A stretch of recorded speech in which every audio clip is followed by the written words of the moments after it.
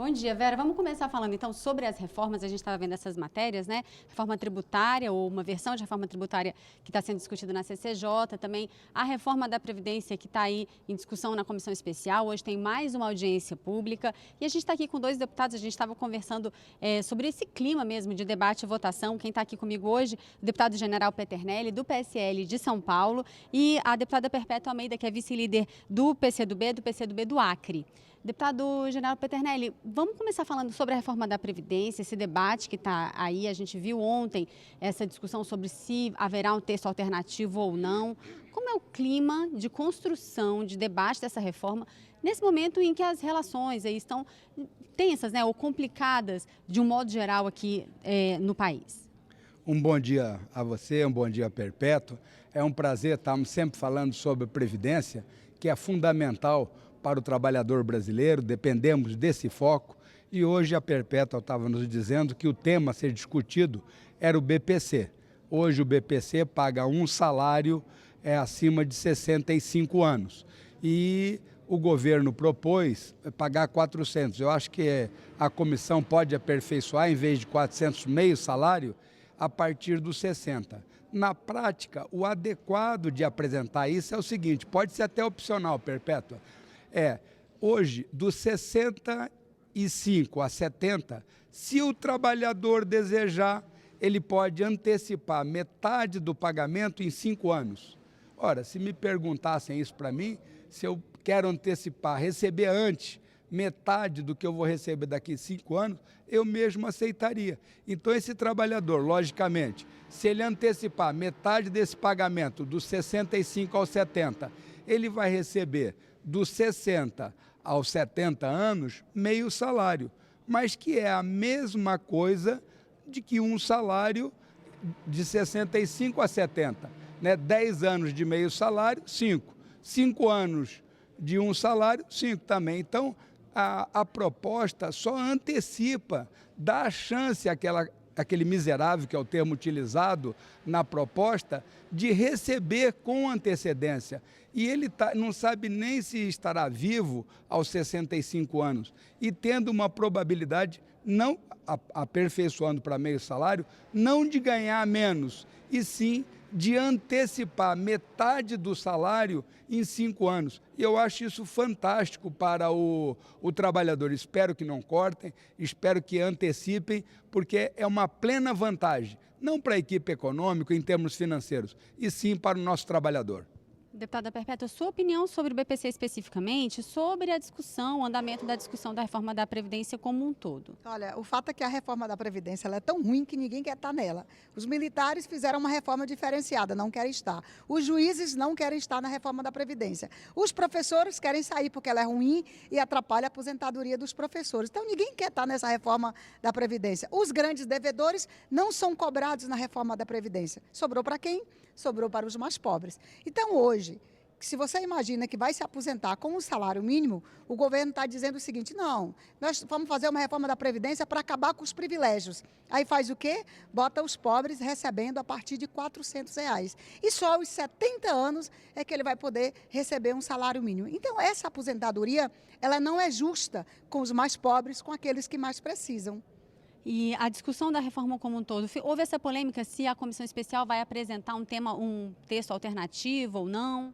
Na verdade, isso surgiu no final de semana e até nos surpreendeu, nós parlamentares que estamos lá na reforma da Previdência. O que tem lá são as modificações, são as emendas parlamentares. É um novo relatório com uma nova proposta a ser votada, mas a proposta principal que está sendo apreciada é a proposta do governo.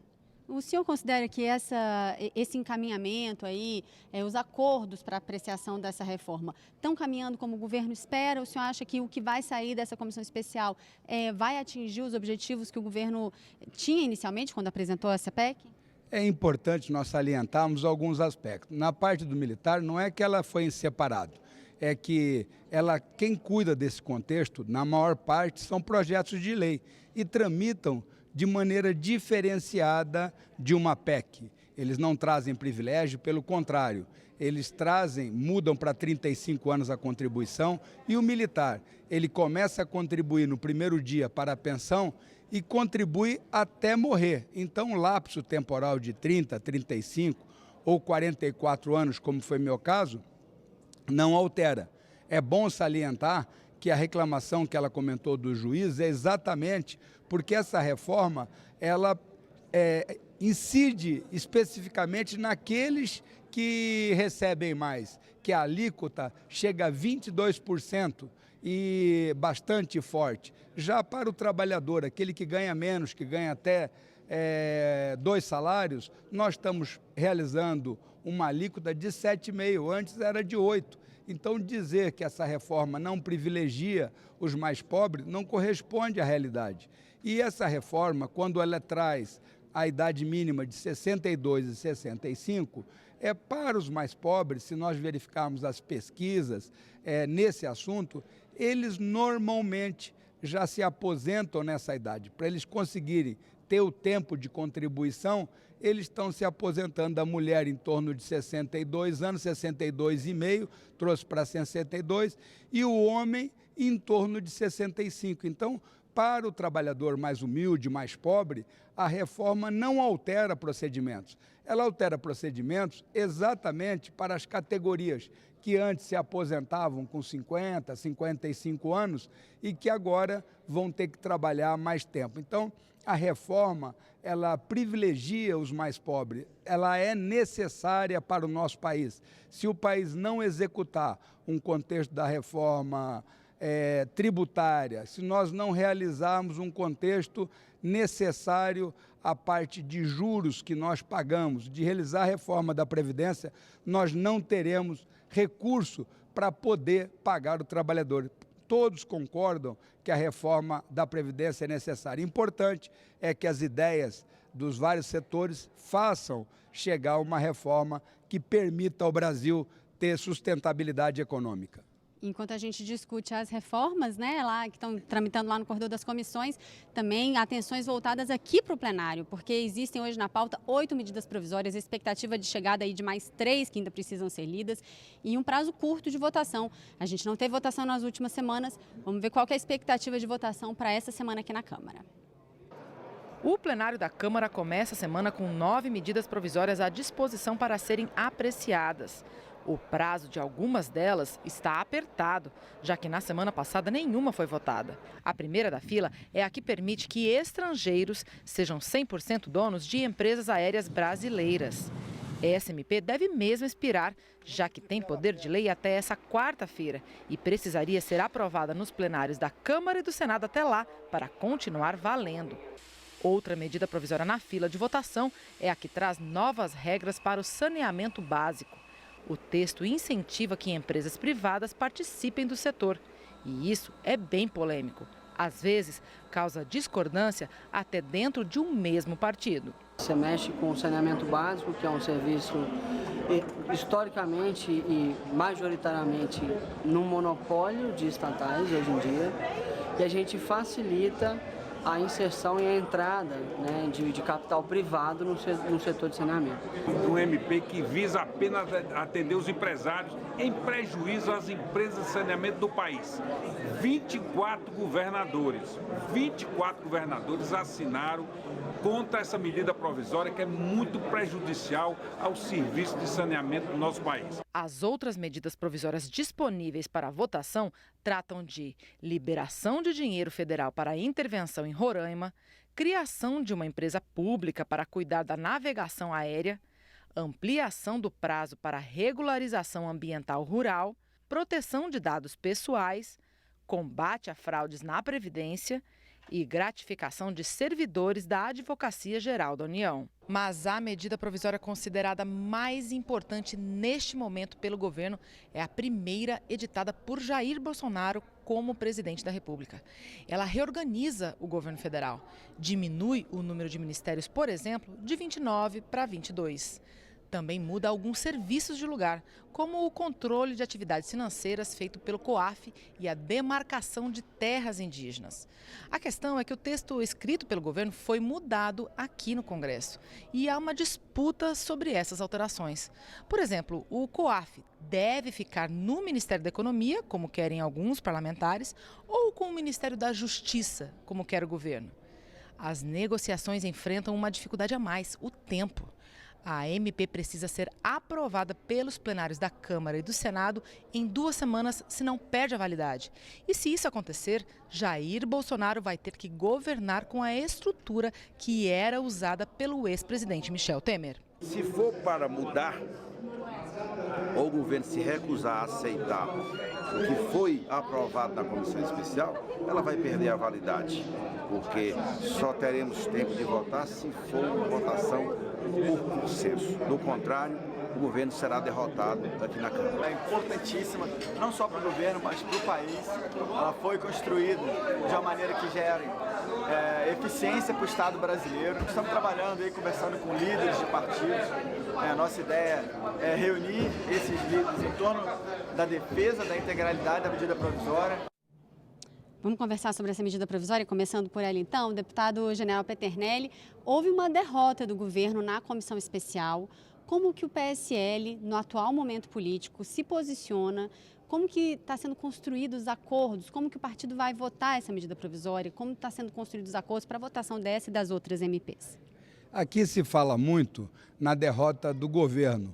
Eu normalmente, quando tenho uma lei, uma legislação, eu nunca penso no governo. Eu sempre penso no Estado brasileiro.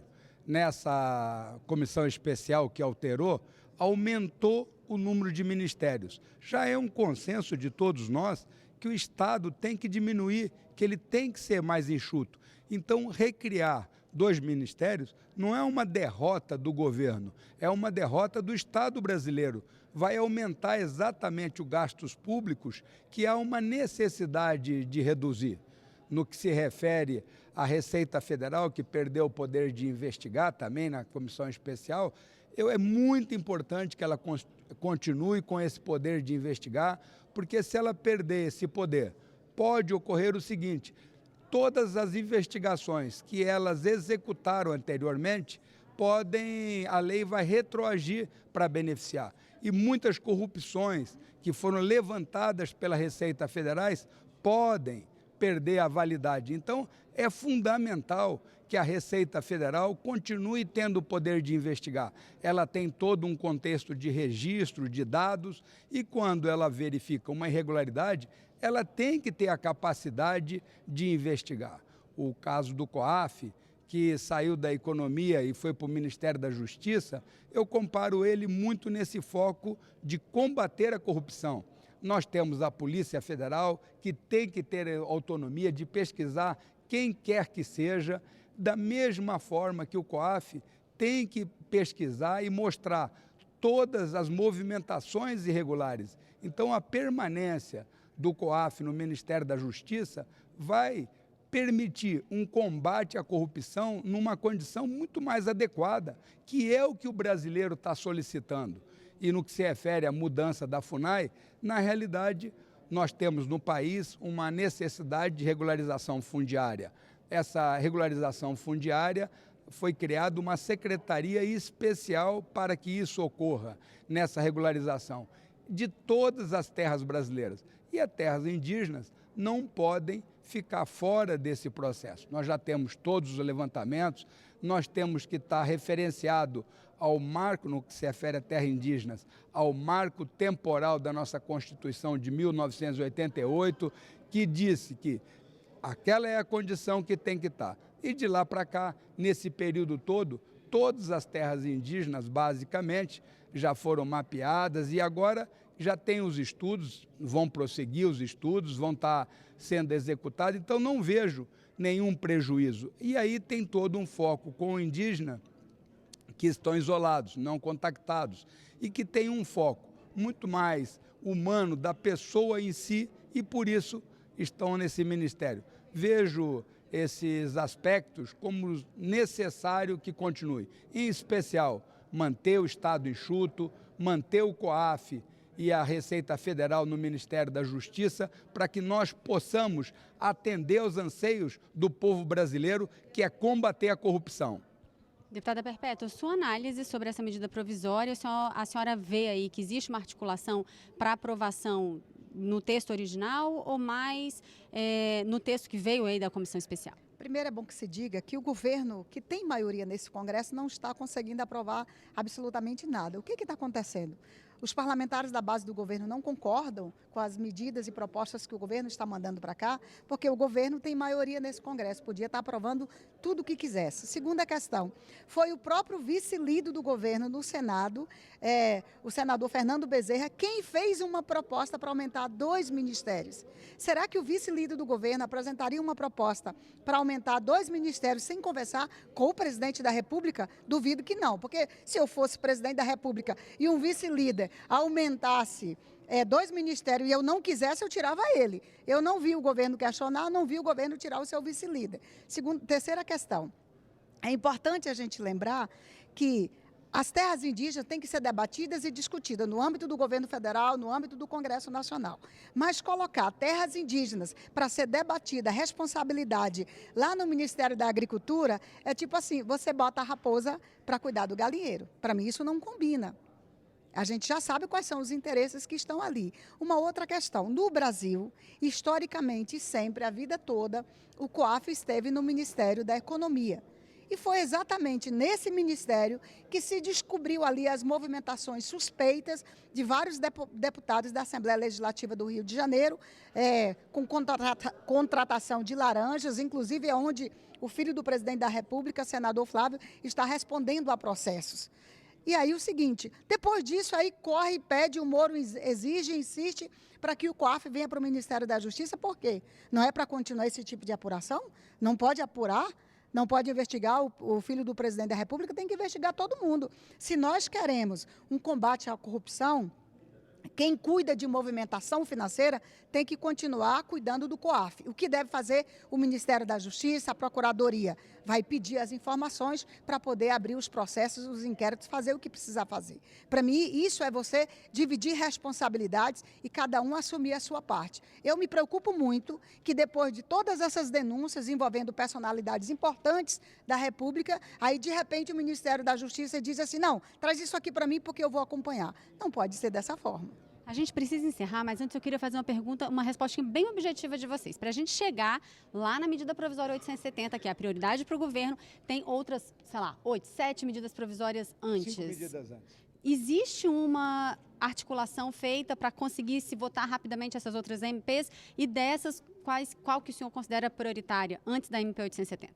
Nós temos aí várias medidas importantes, uma que abre o capital estrangeiro das empresas aéreas, outra que cria a Nave Brasil, que cuida do espaço aéreo brasileiro, outra que permite a adesão à regularização ambiental, ao CAR, como é chamado, para que todos estejam adaptados a ela, outro que cria a parte de saneamento básico, que foi bem explorado na nossa reportagem. Então, todas são importantes. Agora, não resta dúvida que a mais importante de todas elas é a medida 870, que reestruturou os ministérios, que atendeu ao anseio da população brasileira de combater a corrupção e de diminuir o Estado brasileiro. Eu espero que todos os deputados, conscientes de que o Estado brasileiro deve ser enxuto e de que deve-se combater a corrupção, aprovem a medida provisória original.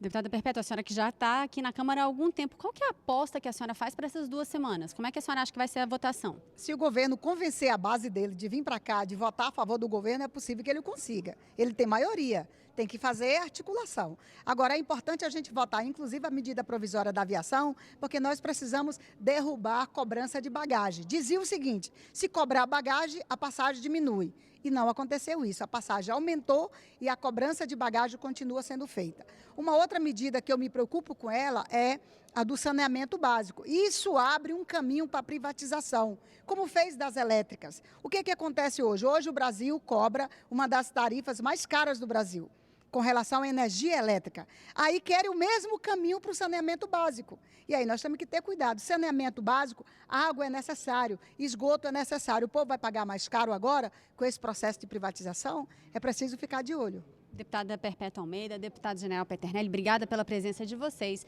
A gente volta então ao estúdio com a Vera.